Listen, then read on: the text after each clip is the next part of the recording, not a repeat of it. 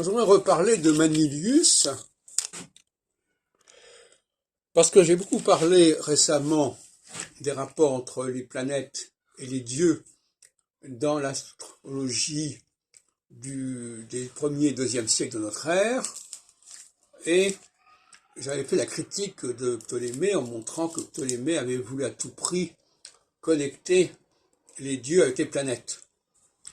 Et d'ailleurs, je lui avais trouvé des circonstances atténuantes dans un texte que j'ai mis en ligne récemment encore, à savoir qu'effectivement, peut-être que tout ça avait été construit de manière cohérente et intelligente, et qu'effectivement, le nombre de planètes du système solaire correspondait au message qu'on voulait transmettre à l'humanité. Alors, avec Manilius, ce qui est intéressant, je ne suis pas le premier à le relever d'ailleurs, c'est que il parle des signes zodiacaux et il les associe à des divinités. Mais ces divinités ne sont pas limitées aux divinités qui ont eu droit à une planète. C'est ça qui est intéressant. Et donc on voit bien que là, il s'agit non pas de rapport entre les planètes et les signes, mais une volonté de définir le signe en lui attribuant une divinité, ce qui est tout à fait différent. Autrement dit, dans ce cas-là, les divinités ne servent pas à connaître les planètes, mais à connaître les signes. Voilà un vaste débat qui devrait intéresser tout le monde,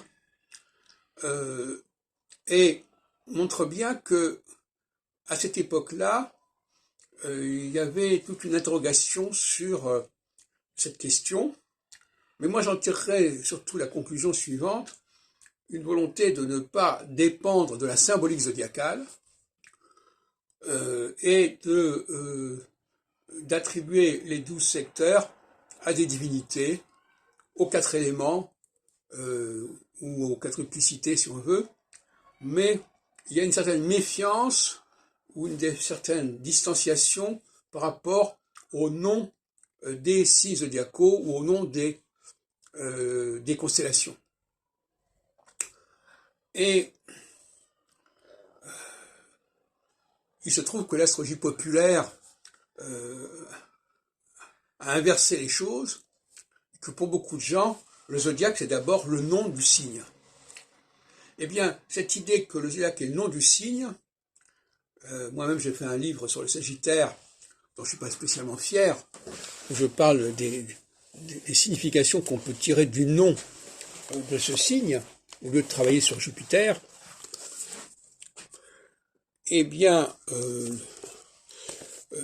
cette façon populaire de dire « Ah, il est du Taureau, donc il est ceci, donc ah, il est Vierge, etc. » Tout ça, c'était aux antipodes de la pensée astrologique pendant des siècles et des siècles.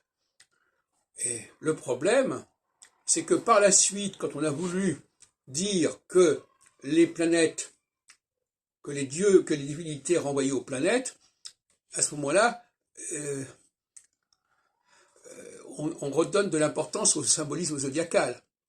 Même si les gens disent parfois « je suis du Bélier, donc je dépends de Mars ».